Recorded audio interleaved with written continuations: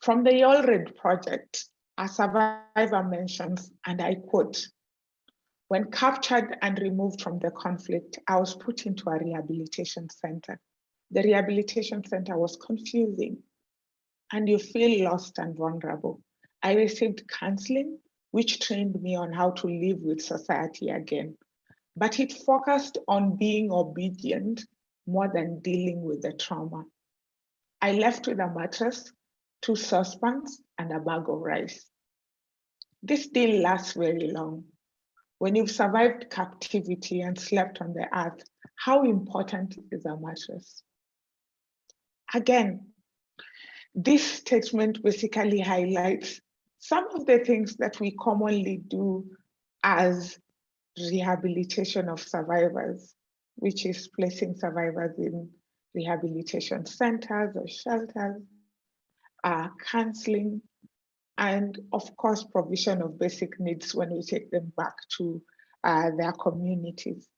And as you can see, this also is not enough in defining freedom. It's not enough for some survivors.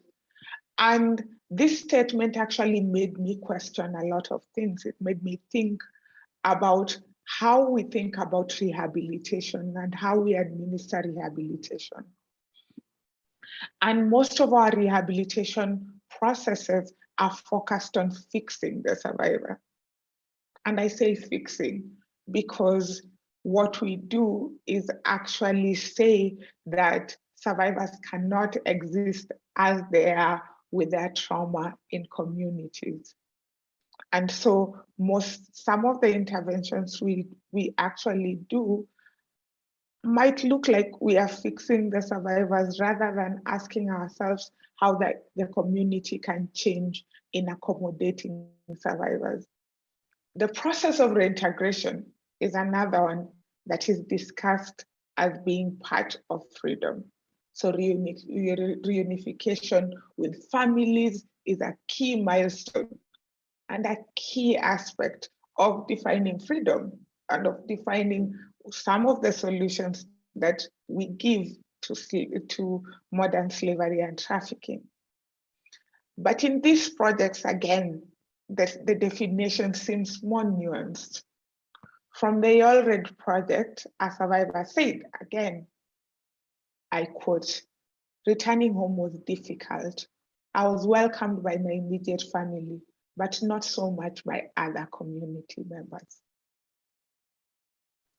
I realized I couldn't stay with my community anymore as I didn't belong and they no longer wanted me. I was stigmatized because of the actions of the Lord's Resistance Army. They were not my actions."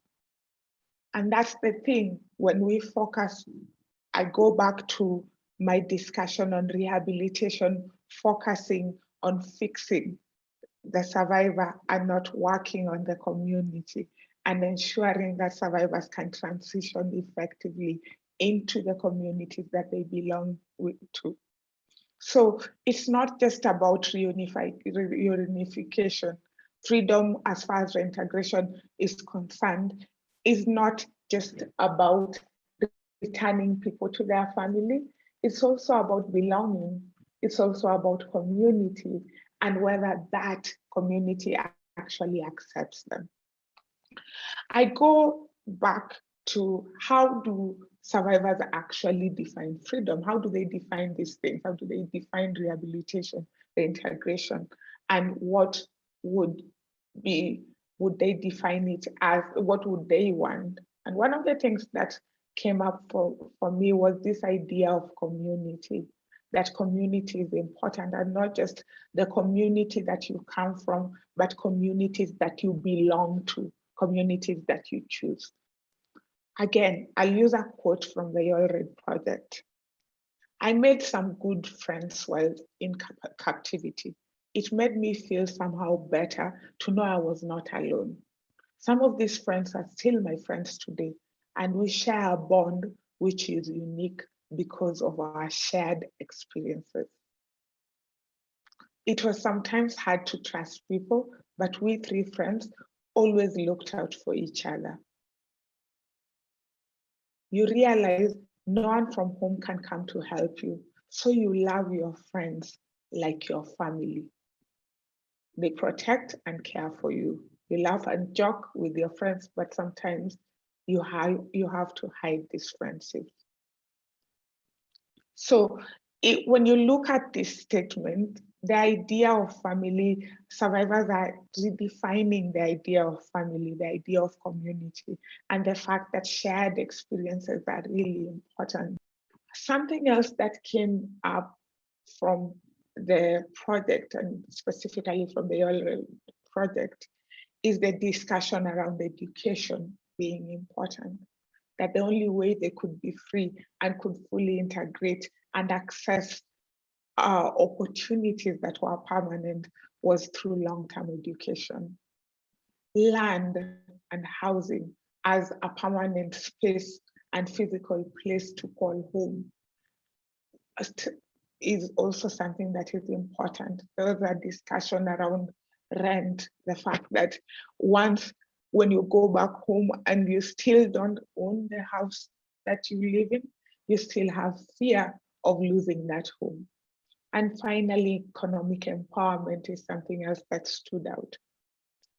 The fact that survivors don't want to continue relying on other people. They want empowerment that actually takes them out of poverty. They want livelihood options that actually make it possible for them to participate and to take care of themselves.